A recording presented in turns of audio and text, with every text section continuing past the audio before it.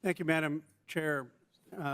First, I wanted to comment on the earlier debate where Representative Grothman and Representative Green said that some of these cuts that Musk and DOGE are making are good and making our country more efficient. And our side said, no, there are federal workers who are being fired without cause, and they aren't the poor performers that they are. And I guess my question for the chair, and I know Chair Comer isn't here, is why not have Elon Musk come before this committee and make the case? I mean, why not have Representative Green ask him to explain why she thinks the situation is good and have the confidence to explain that to the American public? And we can ask him questions about where we think that he has violated the law. But I do not understand what the reluctance is to have Mr. Musk come here. If you're so confident on your side that what he's doing is in the interest of the American people, why not have speech and have him here? And I hope that the chair will consider that request. Mr. Dodaro, I have great respect for you, and I have great respect for your service. But with due respect, this is not a time for caution in speaking out. Your predecessor, Elmer Statz, took Gerald Ford to court because Ford was not willing to comply with the Impoundment Act. This was not a decision that she made, that Statz made, but lawyers, Statz spoke out. And I want to ask you whether what you think the President is doing in pausing these payments automatically is a violation of the Impoundment Act. Yeah, we are looking at that issue. We've already sent letters to the administration asking them to explain their legal position to us, and we will be making rulings as to whether or not these issues violated the Impoundment Control Act or not. When will you be making that? Well, as soon as we can get the information from the administration. We're following the court cases as well, so we're evaluating the court filings. What if they refuse to give you the information?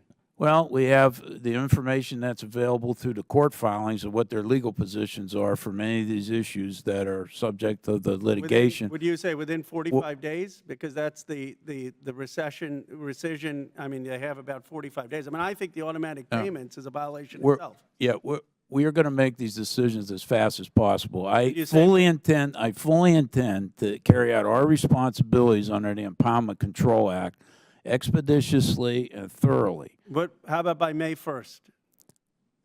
I'll check with my attorneys, is what the people always say. Let I'll check. I'll let you know. Yeah, I'm going to do it as quickly as we can. But we need to be careful and thorough, because the next step for us is to go to court ourselves. I mean, under the Impoundment Control Act, if we say there's an impoundment, the money's not released within a certain period of time, we have to go to court. And are you prepared to do that? Yes.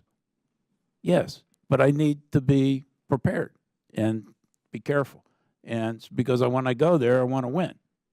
All right? So we're going to do this as fast and as thoroughly as we can. We have a good track record on this area. I have a good group of attorneys, and we're going to do a thorough job.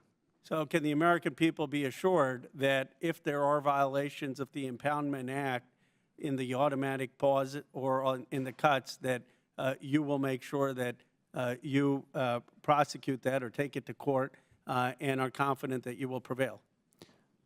I can be confident that I will take it to its full closure. I'm not going to predict what the court's going to say. I know better than that. But they have their own independent decision-making. They're making some decisions right now on these very topics. And but I know, and I'm confident I can give the American people assurance we will carry out our responsibilities. But to all the constituents who are saying we're not doing enough, these things are getting paused, there are cuts that are happening, you can assure them that you are moving as expeditiously and taking this as seriously, that this is your top priority in making sure that you're going to uphold the Impoundment Act and take aggressive action if it's violated. Yeah, absolutely. Absolutely. I've been talking about this as soon as things started to unfold. We sent our letters over. This is very important. Now, there's a lot of factors that go into making these decisions. One is how specific Congress was in the appropriation law to begin with.